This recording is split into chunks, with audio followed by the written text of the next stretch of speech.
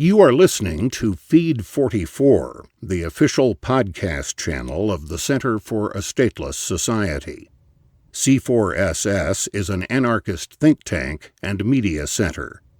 For more information, please visit c4ss.org. Fiorina claims she's not part of the professional political class, by Chad Nelson. Posted on c4ss.org, July 11, 2015. Read by Tony Dreher. Carly Fiorina's main talking point throughout her time as 2016 Republican presidential candidate has been that she is an outsider.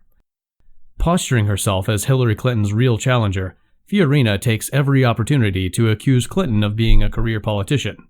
On this, Fiorina is right. During a recent Fox News appearance, Fiorina cited a poll that something like 80% of Americans now believe there is a professional political class. While it's refreshing to learn that Americans are waking up to the reality of a parasitic, entrenched political elite, it's distressing that Fiorina doesn't consider herself and her fellow corporate executives part of it. The failure to see the American corporate-state partnership, also known as capitalism, is at the root of the problem. Fiorina and most other supposed free marketers on the right see a sharp distinction between the public sector and private enterprise. This distinction is illusory. Take, for example, Hewlett Packard, which Fiorina touts as her major selling point. She was HP's CEO from 1999 to 2005. Like other large corporate behemoths, HP is a good-for-nothing welfare queen that derives a great deal of its earnings from feeding at the public trough, both directly and indirectly. HP's history of being in bed with the United States government and other governments around the world put its former CEO, Fiorina, squarely in the professional political class she so readily condemns. In a 1995 newspaper column called Where to Cut Spending, Walter Williams pointed out that Congress gave almost $500 million to corporate giants HP and Eastman Kodak to produce new storage systems. This isn't private business activity, it's economic fascism, and it's long been HP's bread and butter. Carly Fiorina was not immune to bribery and government handouts, or do I repeat myself, while she was at the helm of HP. She racked up quite a hefty pile of DOJ fines during her stint as CEO there.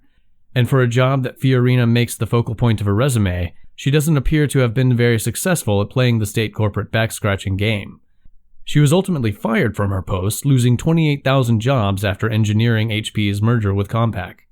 Upon running for a California Senate seat in 2010, Fiorina saw the HP cash cow turn to Democrats, and even her Senate opponent, Barbara Boxer, as their new partners in crime. HP was a government crony before Fiorina showed up, and has remained so long after her departure. The 2012 elections in India saw the Samajwadi Party in Uttar Pradesh rise to power on promises of free laptop giveaways. How did the Samajwadi Party make good on its promise? It ordered 1.5 million of them from HP on the taxpayer dime. The move greatly benefited HP, increasing its Indian market share 7% in only a few months. HP broke the record in 2013 for the single largest government information technology contract when it secured a $3.5 billion agreement to produce the U.S. Navy's communications system. This places HP on the list of the biggest military-industrial complex cronies, right there with Lockheed Martin, Boeing, and Raytheon, who love nothing more than soaking American taxpayers to produce the next great weapon of mass destruction. In 2014, HP pleaded guilty to charges of bribing Russian prosecutors in order to maintain a lucrative tech contract with them.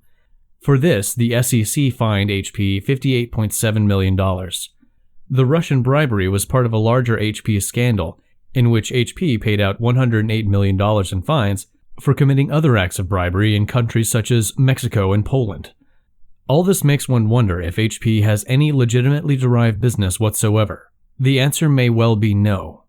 We know its consumer products certainly don't fit that description. On its own website, HP brags that it has one of the world's largest patent portfolios. Like all large state-protected tech companies, HP's success has stemmed mostly from government-ensured artificial scarcity through intellectual property rights. If Fiorina wants to claim the mantle of business maven for the 2016 election, she should at least acknowledge the kind of business she was engaged in at HP, and count herself among the professional political class she's so eager to blast.